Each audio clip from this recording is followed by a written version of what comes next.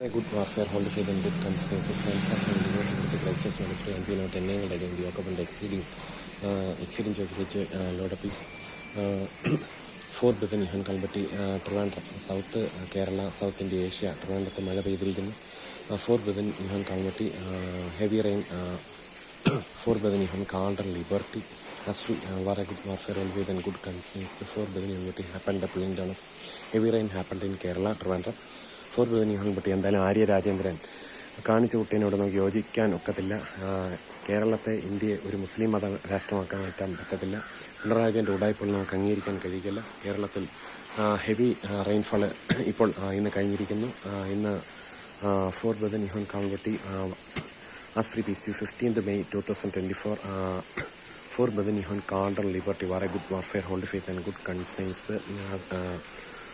Stand fast on liberty with the crisis ministry. Fort Bethany pulling down a stronghold. So stand fast for a good warfare, hold faith and good conscience, and be not entangled against the occupant. For a good warfare, hold faith and good conscience. Hiritothila manalla sectarian snare subothina another good civil day of Malgid.